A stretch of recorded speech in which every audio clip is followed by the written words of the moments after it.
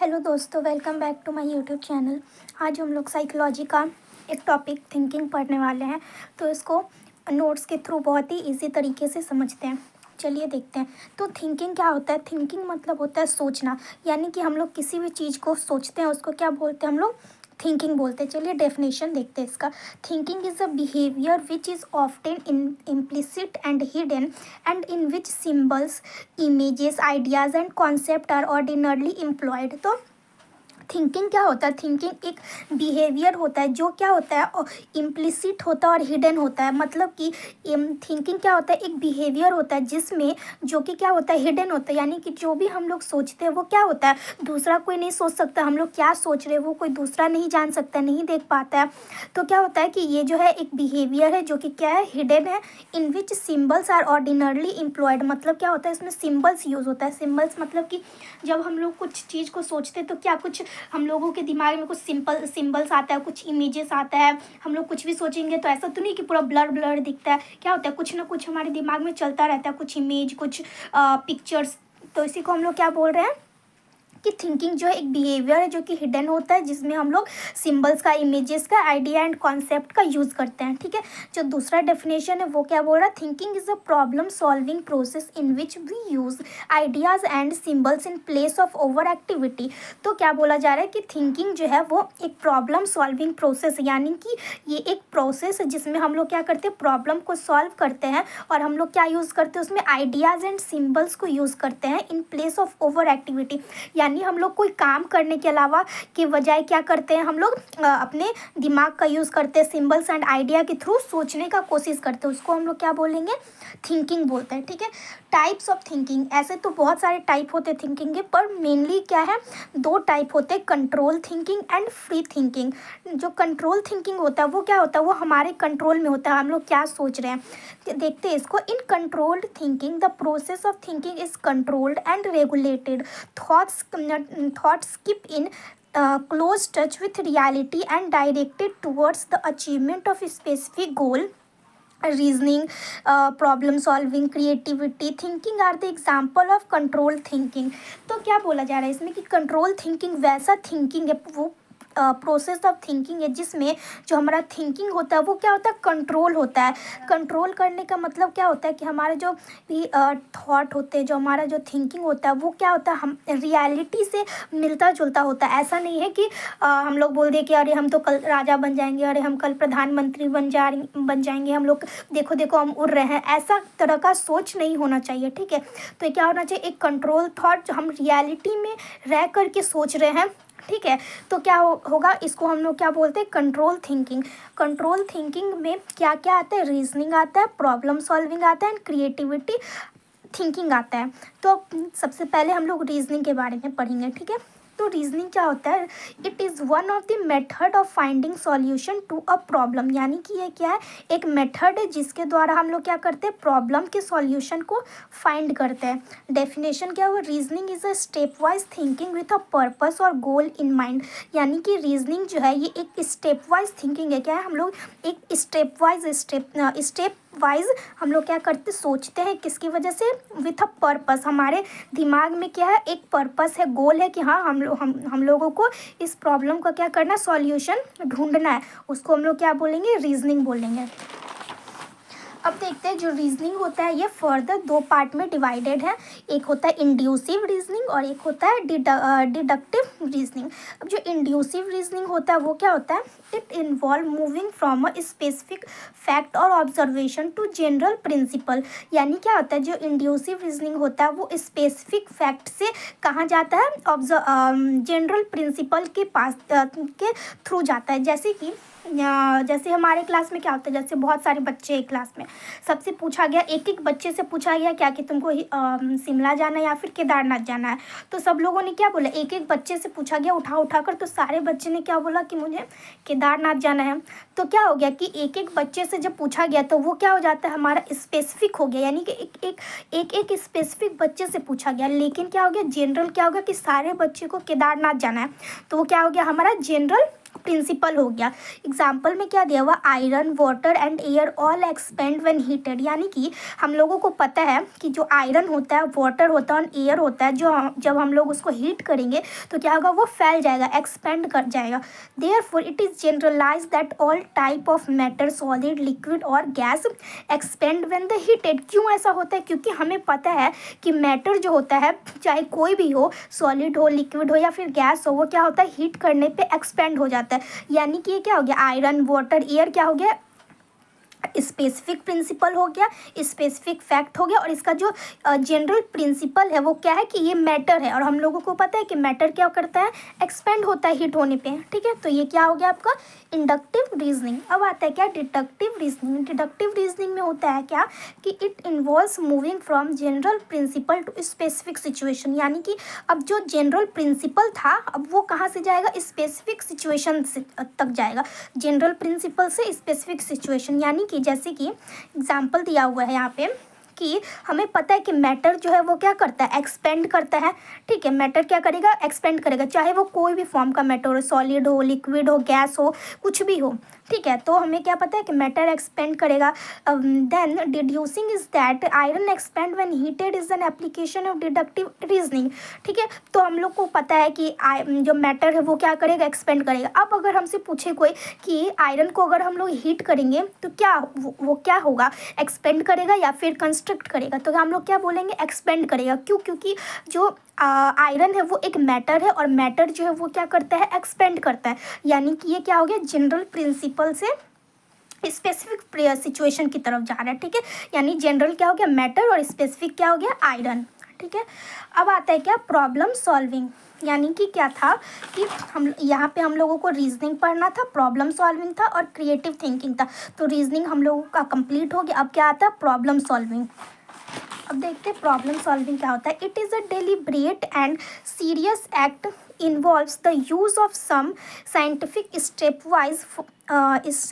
step for the realization of set goals। यानी क्या होता है, एक डेलिब्रेट एंड सीरियस एक्ट होता है, यानी ये जानबूझकर किया गया एक्ट है जिसमें हम लोग क्या करते हैं, कुछ मेथड का, कुछ रीजनिंग का, हायर थिंकिंग का, सिस्टमेटिक साइंटिफिक स्टेप के साथ क्या करते हैं, हम लोग उसको सोचते हैं और प्रॉब्लम सॉल्व करने का कोशिश करते हैं। किसकी वजह से, एक गोल्स को पाने के लिए, गोल को एक्वायर करने के लिए।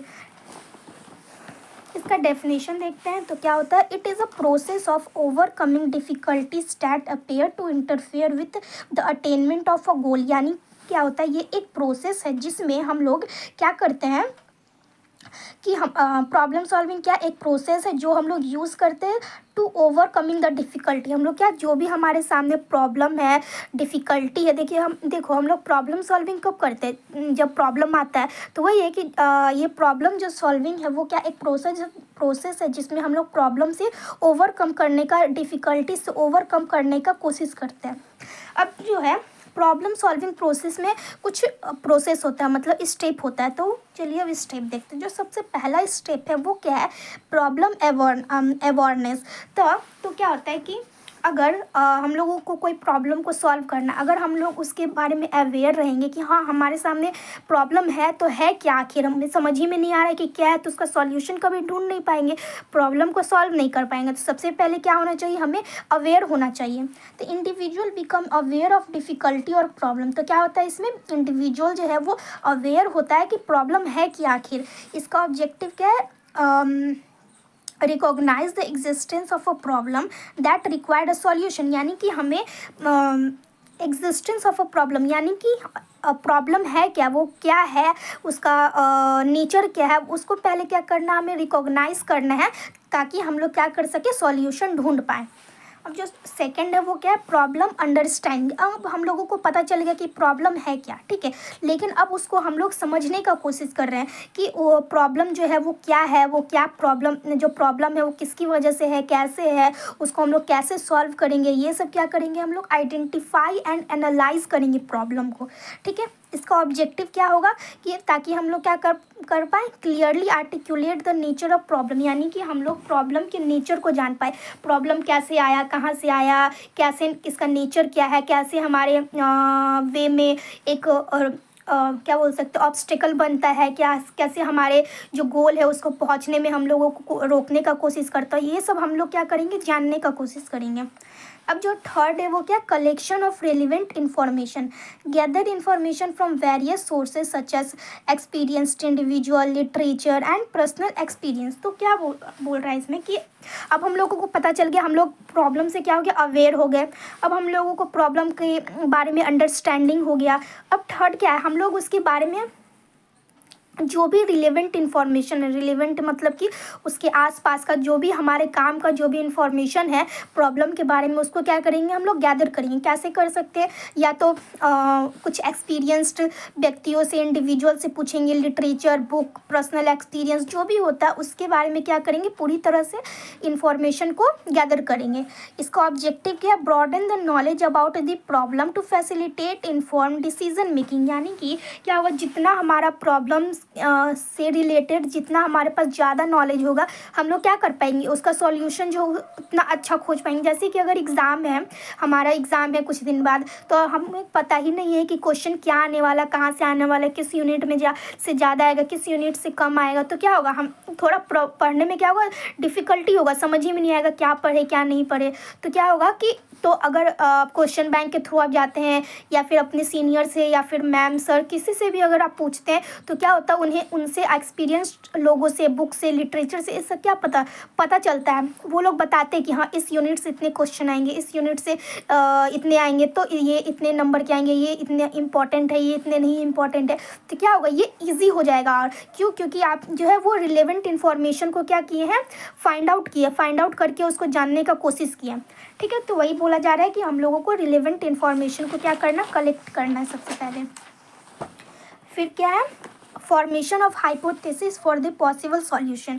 अब क्या हाइपोथेसिस मतलब क्या होता है, अनुमान लगाने। यानी कि आप किसी भी प्रॉब्लम के सॉल्यूशन को क्या कर रहे हैं, अनुमान लगा रहे हैं। जैसे एग्जाम है, तो एग्जाम में कौन कौन सा क्वेश्चन आ सकता है, कौन सा नहीं आ सकता, तो क्या है, एक अनुमान लगाना होता है कि हाँ ये जरूरी है, ये जरूरी नहीं, हम ये पढ़ के जाएंगे या पढ़ के नहीं जाएंगे, ऐसा होता है ना।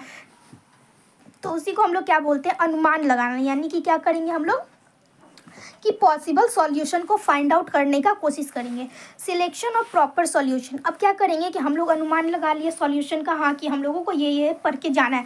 अब हम लोग क्या करेंगे, एक प्रॉपर सॉल्यूशन का सिलेक्शन करेंगे कि हमको इसमें से जो भी सॉल्यूशन निकला उसमें से भी सिलेक्शन करना है कि हम लोगों को जो बहुत ज़्यादा इंपॉर्टेंट है उसको हम लोगों को क्या करना है, पढ़ के जाना है। एक सूटेबल सॉल्यूशन को क्या करना है, सिलेक्ट करना होता है। ऑब्जेक्टिव इसका क्या है, choose suitable solution by considering factor. ठीक है, यानी बहुत सारे फैक्टर को मिला के कि हाँ ये पिछले ईयर्स में ये क्वेश्चन आया है, मैम ने बताया ये क्वेश्चन आ सकता है, ये सब मिला के क्या करना, एक प्रॉपर सॉल्यूशन को क्या करना, सिलेक्ट करना। फिर क्या करना, वेरिफिकेशन ऑफ कंक्लूडेड सॉल्यूशन, यानी जो भी सॉल्यूशन हम लोगों ने चुना है उसको क्या करना, अब वेरीफाई करने का टाइम आ गया। यानी कि जो भी उसको जैसे कि एक यूनिट है, उसका एक क्वेश्चन आप लोगों ने चुना कि हाँ ये क्वेश्चन बहुत इंपॉर्टेंट है, तो आप अपने मन से नहीं चुन सकते हो कि ये बहुत इंपॉर्टेंट है। आपको पीछे का क्वेश्चन पेपर PYQ लगाना पड़ेगा, मैम से पूछना पड़ेगा, सीनियर से पूछना पड़ेगा कि हाँ ये इंपॉर्टेंट है या नहीं है। तो इसको क्या करना है, आपको वेरीफाई करना है जो भी आप लोगों ने सॉल्यूशन को चुना है। ठीक है, तो यही हो गया क्या, वेरिफिकेशन ऑफ कंक्लूडेड सॉल्यूशन। अब आता है क्रिएटिव थिंकिंग, यानी कि हम लोगों का दो खत्म हो गया, पहला रीजनिंग था, दूसरा प्रॉब्लम सॉल्विंग था। अब क्या आता है, क्रिएटिव थिंकिंग। तो क्रिएटिव थिंकिंग क्या होता है, creative thinking is a process where individual generate original, unusual and productive solution to a problem.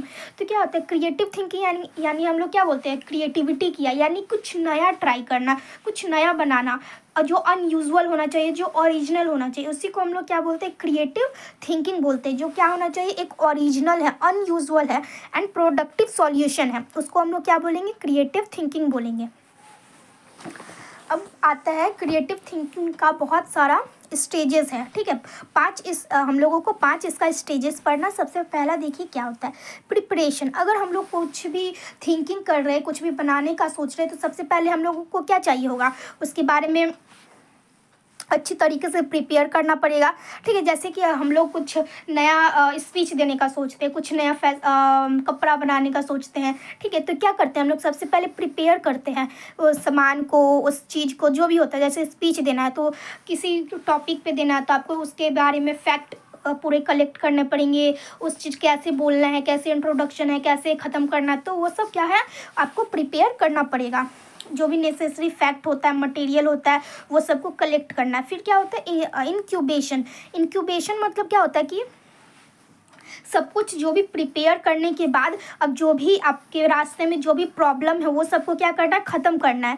ठीक है, यानी कि जैसे कुछ नहीं मिल रहा है या फिर प्रॉब्लम हो रहा है, स्पीच देने में कुछ दिक्कत हो रहा है, तो क्या करना है, इन सभी को ख़त्म करना है थोड़ा सा टाइम लेके। इनको क्या बोलते हैं हम लोग, इंक्यूबेशन बोलते हैं। अब थर्ड है इंसाइट या फिर illumination. Sudden appearance of solution termed as insight, की movement of creative thinking where the solution become apparent. अब देखो कुछ कुछ आप लोग, जैसे होता है ना कि जैसे फैशन डिज़ाइनिंग का जो भी डिज़ाइनर लोग होते हैं तो क्या करते हैं, बैठ के सोचते रहते तो एकदम अचानक से उनको याद आता है या फिर समझ में आता है कि हाँ ऐसे करेंगे कपड़े में तो क्या होगा कि ये और अच्छा बनेगा, ये ऐसे स्पीच में बोलेंगे तो ये और अच्छा होगा, ऐसे इसको बनाएंगे तो और ज़्यादा नंबर मिलेगा। तो ये क्या हो गया, एकदम अचानक से सडन उन लोगों के दिमाग में वैसा थॉट प्रोसेस आता है। और तो उसी को वो जो थॉट प्रोसेस है उसको हम लोग क्या बोलते हैं, इनसाइट बोलते हैं। ठीक है, एकदम सडन सा। और क्या होता है कि और उसी टाइम पे उन लोगों का अपना जो भी सॉल्यूशन है, यानी कि जो जैसे जो डिज़ाइनर उनके दिमाग में आता है कि हाँ ऐसा डिज़ाइन करेंगे तो क्या होगा, बहुत अच्छा लगेगा। और फिर वो देखने लगते हैं कि हाँ कि ऐसा ऐसा करेंगे तो मतलब कि उन लोगों के सामने जो उनका सॉल्यूशन एकदम क्लियर हो जाता है कि हाँ हमको यही करना है, यही डिज़ाइन बनाना है अपने कपड़े पे। ठीक है, अब फोर्थ आता है क्या, वेरिफिकेशन। वेरिफिकेशन मतलब क्या हो गया, verification evaluation, testing the insight to ensure it satisfactorily solves the problem. If unsatisfactory, the creative process may return to the beginning. If satisfactory, proceed to the next stage. तो क्या बोला जा रहा है कि अब वेरिफिकेशन यानी कि अब जो भी डिज़ाइन उन लोगों ने सोचा है अब उसको क्या करेंगे, जो भी उनके दिमाग में या जो भी इंसाइट उनका जो भी थॉट था वो क्या करेंगे, उसको सेटिस्फाइड करने के लिए कि हाँ हमको सही में लगाना चाहिए कि नहीं, ये सही होगा कि नहीं, इसको करने के लिए क्या होगा कि वो लोग इसको वेरीफाई करने के लिए ट्राई करेंगे। अगर वो सेटिस्फाइड हो जाते हैं अपने थॉट से तो वो क्या होगी, आगे की तरफ नेक्स्ट स्टेज की तरफ प्रोसीड करेंगे। और अगर सेटिस्फाइड नहीं होते हैं, क्या हो जाता है, अनसेटिस्फैक्टरी यानी सेटिस्फाइड नहीं होते तो क्या हो जाता है, वो जो प्रोसेस है वो फिर से रिटर्न हो जाता है, यानी कि वो फिर से बिगनिंग में आ जाता है। यानी कि वो फिर से सोचने लगेंगे कि क्या करें क्या करें क्या करें। फिर उनके पास एक दिमाग में आइडिया आएगा जिसको हम लोग इंसाइट बोलते हैं। फिर वो क्या करेंगे, फिर उसको वेरीफाई करेंगे। अगर वो सेटिस्फाइड है तो वो नेक्स्ट स्टेज की तरफ जाएंगे, और अगर सेटिस्फाइड नहीं है तो वो फिर से बिगनिंग में आ जाएंगे, फिर से सोचने लगेंगे। ठीक है, तो इसी को हम लोग क्या बोलते हैं, वेरिफिकेशन या फिर इवेल्युएशन।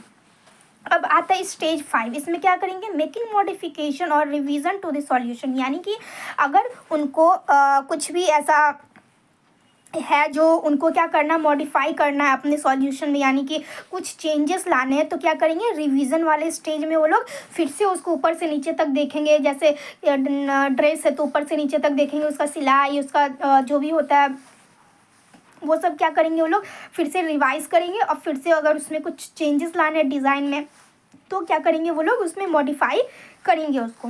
अब आता है क्या हम लोगों का फ्री थिंकिंग।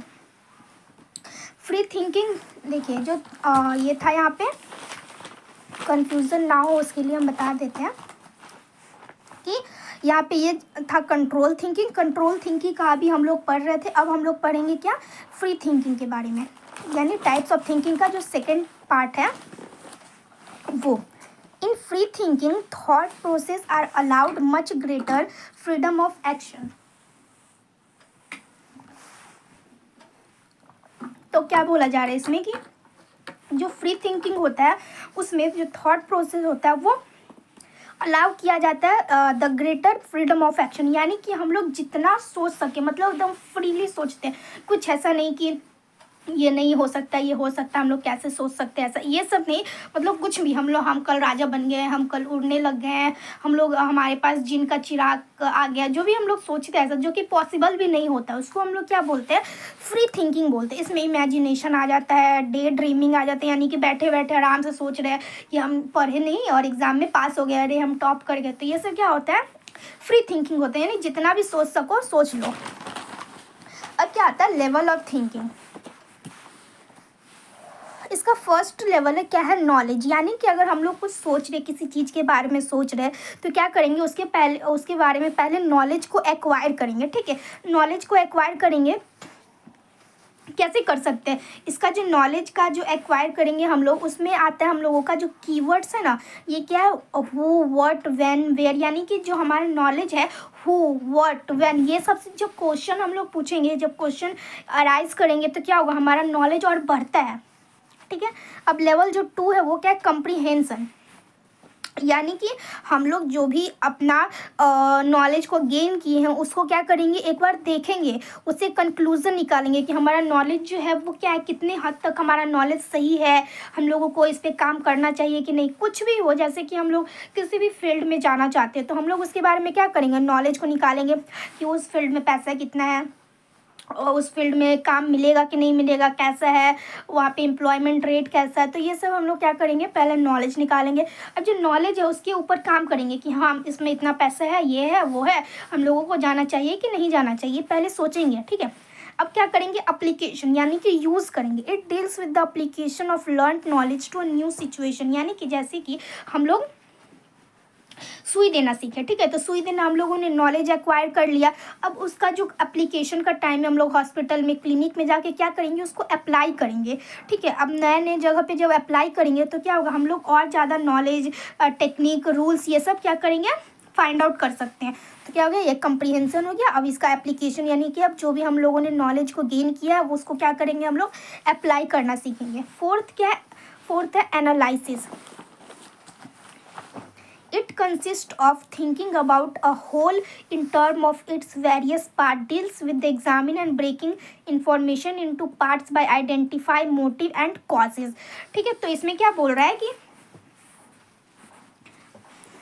यानी कि एनालाइज, हम लोग जो भी इंफॉर्मेशन हम लोगों ने क्या किया, गैदर किया है, उसके बारे में हम लोग क्या करेंगे, एनालाइज करने का, जो भी इंफॉर्मेशन है हम लोगों के पास उसको एग्जामिन एंड एनालाइज करना है। ठीक है, यानी कि जो भी है इसका कीवर्ड जो है वो क्या हो जाता है, एनालाइज, कैटेगराइज एंड सर्वे, यानी सर्वे करेंगे, एनालाइज करेंगे। ठीक है, अब आता है synthesis. It consist of putting the part together to form a whole conclusion, putting the information together in different way way be combining element in a new pattern और proposing alternate solution. यानी कि synthesis क्या होता है, जितना भी हम लोगों का इंफॉर्मेशन हम लोगों ने गैदर किया उसको एक में मिला देना है हम लोगों को। ठीक है, यानी कंबाइन कर देना और एक न्यू पैटर्न बनाना है, एक न्यू थिंकिंग बनाना है, एक न्यू सॉल्यूशन बनाना है। इसको हम लोग क्या बोलेंगे, सिंथेसिस बोलते हैं। इवेल्युएशन क्या होता है, it involves making comparison and judgement जजेस by comparison of ideas, evaluating the outcome. तो इसमें क्या करना है कि जितने भी हमारे पास बोल सकते हैं कंक्लूजन है, सॉल्यूशन है, उसको क्या करेंगे हम लोग, कंपेयर करेंगे, उसको जज करेंगे कि ये सॉल्यूशन सही है, ये सॉल्यूशन गलत है, ये कितना हद तक सही है, ये कितनी हद तक गलत है। तो इसको हम लोग क्या करेंगे, इवेल्युएट करेंगे, इसको जज करेंगे। ठीक है, इसके आउटकम को, इसी को हम लोग क्या बोलते हैं, इवेल्युएशन बोलते हैं। इसका जो कीवर्ड हो गया क्या हो गया, जज एंड टेस्ट। अब आता है क्या, वे टू इम्प्रूविंग थिंकिंग, यानी हम लोग कैसे अपने थिंकिंग को इम्प्रूव कर सकते हैं। तो कैसे कर सकते हैं, जो फर्स्ट है वो क्या है, स्टे ऑर्गेनाइज, यानी कि हमें अपने काम पे ऑर्गेनाइज होना चाहिए। Focus on your current project to reduce clutter and confusing, यानी कि एक टाइम पे जो भी आपको प्रोजेक्ट मिला है, जो भी आपको काम मिला है, जो भी करना हो आपको काम, उस सिर्फ और सिर्फ उसी पे क्या करना है, आपको फोकस करना है, कन्फ्यूज़न को दूर रखने के लिए। नहीं तो क्या होगा कि अगर इस पर भी काम करोगे, इस पर भी काम करोगे तो क्या होगा, कन्फ्यूज़न हो जाएगा कि कहाँ से स्टार्ट करें, क्या करें, नहीं करें। ठीक है, तो एक चीज़ पे ऑर्गेनाइज रहो, स्टे ऑर्गेनाइज्ड। ठीक है, सेकंड क्या है, प्रायोरिटाइज योर फोकस टाइम, यानी कि जितना आपको टाइम मिला है करने के लिए, अपने टाइम को प्रायोरिटाइज करना सीखो, प्रायोरिटी देना सीखो, तब जाके क्या होगा, आपका जो थिंकिंग का लेवल है या फिर आपका जो भी काम है वो क्या होगा, अच्छे तरीके से हो पाएगा, इफ़िशियंसी आपके काम का बढ़ पाएगा। हो रहा है कि इधर होमवर्क भी बना रहे हैं, इधर प्रोजेक्ट बना रहे हैं, इधर मोबाइल चला रहे हैं, तो क्या होगा, जो प्रोजेक्ट 1 घंटा में बनना वो 3 घंटा 4 घंटा ऐसे करके बनेगा। थोड़ा घूमने चले गए, ये हो गया वो हो गया बीच बीच में, अब फिर पता चल रहा है कि अरे प्रोजेक्ट तो बना ही नहीं। तो क्या है, इससे अच्छा कि पहले प्रोजेक्ट बना लो, अपना पूरा टाइम उसको प्रायोरिटी दे करके, उसके बाद क्या करो, घूमने चले जाओ, मोबाइल चलाओ, कोई दिक्कत नहीं है, ठीक है। तो क्या हो कि ऑर्गेनाइज रहो एंड अपने टाइम को क्या करो, फोकस टाइम को प्रायोरिटाइज करो। थर्ड क्या है, ब्रेक टास्क डाउन, यानी कि अगर कोई बहुत बड़ा सा टास्क, यानी कि जैसे बहुत बड़ा प्रोजेक्ट बनाना है, तो उसको क्या करो कि थोड़े थोड़े पार्ट में उसको डिवाइड कर दो कि हाँ, जैसे कि होता है ना, प्रोजेक्ट बनाने के लिए हम लोगों को 1 हफ्ता या फिर 4 दिन 5 दिन टाइम मिलता है। तो क्या करो कि देखो कि एक टॉपिक हमको आज बनाना है, एक टॉपिक कल बनाना है, एक टॉपिक परसों बनाना है। अब ये नहीं कि हाँ परसों जमा करना है तब सीधे परसों ही बनाएंगे, तो रात भर जाग के बना रहे हैं, तो वैसा नहीं करो। जो बहुत कॉम्प्लेक्स टास्क है उसको मैनेजेबल स्टेप में करने का कोशिश करो, तो वो जल्दी और इजीली क्लियर हो जाएगा। अब जो फोर्थ है वो क्या है, read diversely, expand your thinking by reading across different topic and genres, यानी कि अपनी थिंकिंग को बढ़ावा देने के लिए, अपने नॉलेज को बढ़ावा देने के लिए बहुत सारा टॉपिक आता है, बुक्स आते हैं, जो भी होता है वो सब पढ़ने का कोशिश करो, ताकि तुम्हारा जो भी, हम लोगों का जो भी क्या है थिंकिंग कैपेसिटी है, नॉलेज का कैपेसिटी है, वो क्या हो और एक्सपेंड हो पाए। अब क्या है, seek feedback, embrace constructive criticism to refine your thought and ideas and thought, यानी कि हमारे जो भी आइडियाज़ एंड थॉट है उसको क्या कर रहे हैं हम लोग, जो भी एम्बैरेस कंस्ट्रक्टिव क्रिटिनिज्म है उसको हम लोग क्या करते हैं, मतलब जैसे कि बोला जा रहा है इसमें, जो भी हमारा आइडियाज़ एंड थॉट है उसको क्या करना है, हम लोगों को एम्बैरेस करना, मतलब कि उसको और बोल सकते हैं और एक्सपेंड करना, उसको और दूर तक ले जाना है, ठीक है। तो यही था हमारा, थिंकिंग ख़त्म होता है यहाँ पे। आई होप आप लोगों को समझ में आया होगा। अगर आप लोगों को वीडियो पसंद आया then subscribe to my channel. Thank you.